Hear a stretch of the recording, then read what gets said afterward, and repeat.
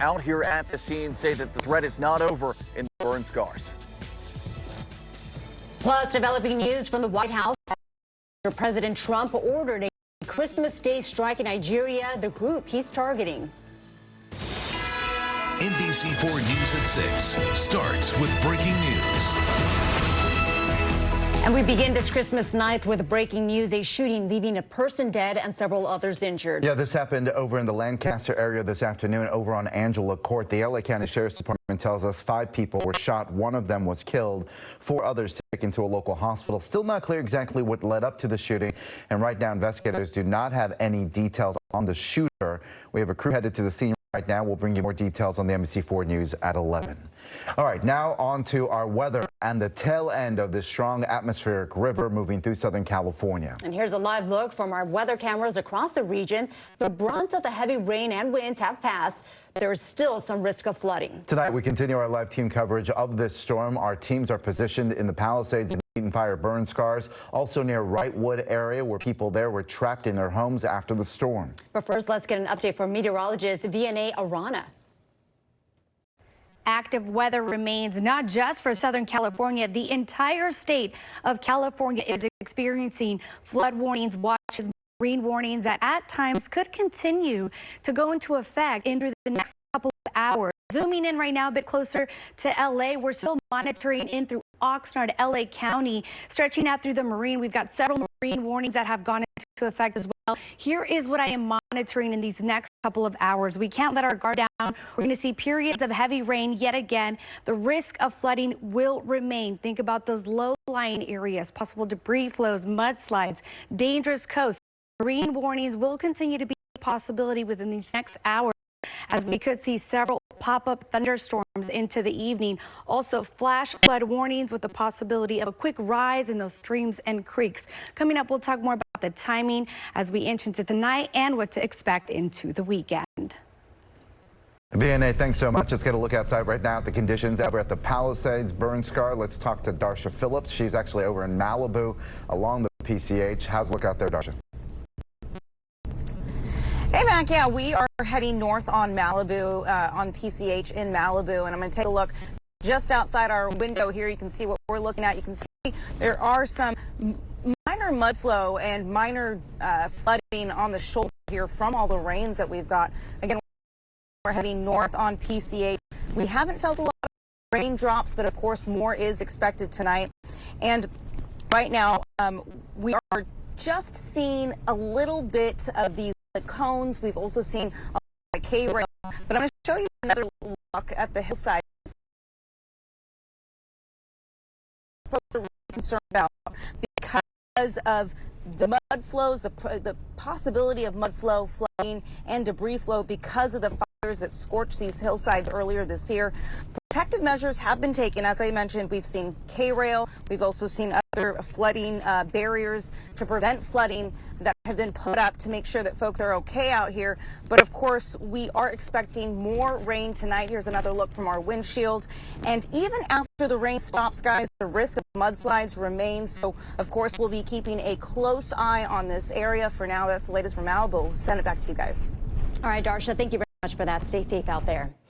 Now to San Bernardino County, a powerful storm that moved through yesterday is still creating problems tonight in some of San Bernardino County's high desert and mountain communities. Flooding and debris have left some people unable to leave their homes.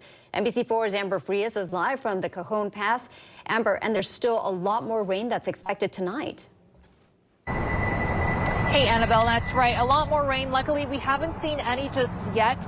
Just a lot of wind, a lot of cold temperatures, but no rain just yet. And yeah, a lot of, the people in these communities are still cleaning up, still dealing with the effects of the storm. Right here, we have one of them. We are on the 138 near the 15.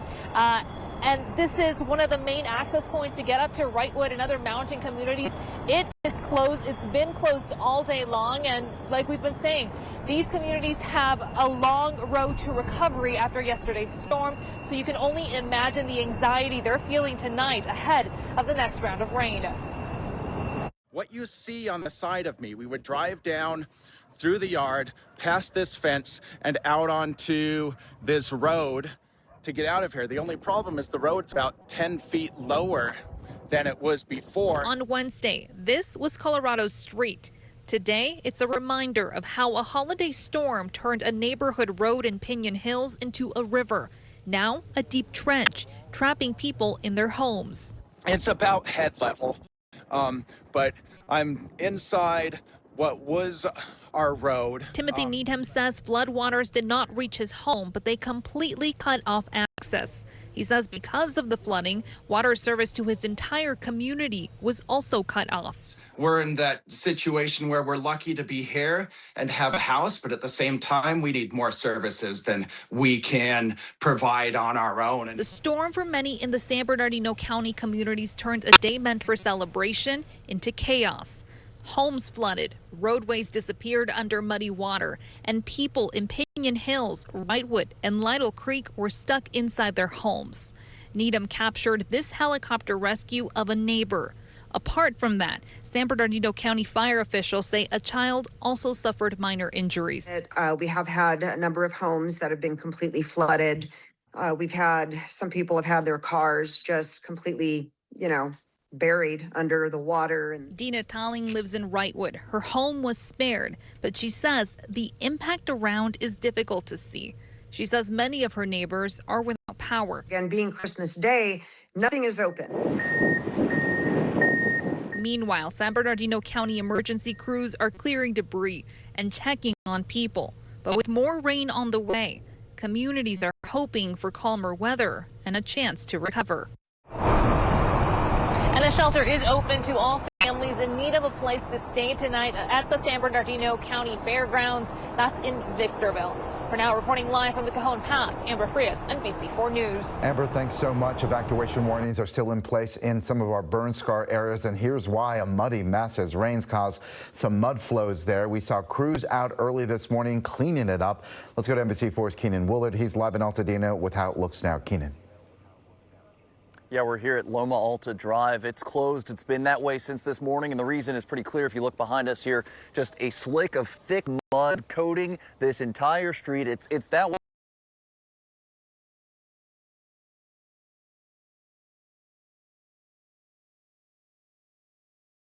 all the way up to the top of the hill, where it's significantly worse, piling over and through the K-rails and through those barriers at the top of the hill leading to this road closure. And authorities say if the rain continues into tomorrow, that threat's not going anywhere.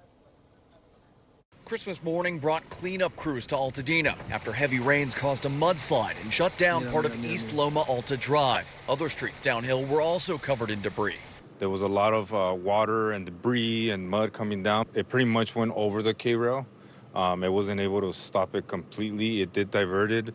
Maggie Murphy's home is surrounded by lots left empty by the Eaton fire. She says they've seen the worst of weather in Altadena. Earlier this year, a storm flooded their garage and driveway. It's been crazy. Beginning in January with the fires, with all of that, and then all the destruction around, and then now just dealing with all the mudslides. It's been pretty rough year. This week, they were prepared, blocking off their home with sandbags ahead of the Christmas week storms, hoping to focus on family and wind down 2025. It's a little difficult, for sure, but we had family in last night for Christmas Eve, so that obviously felt a little bit more normal. Their next focus, the new year. And yeah, just trying to make new memories.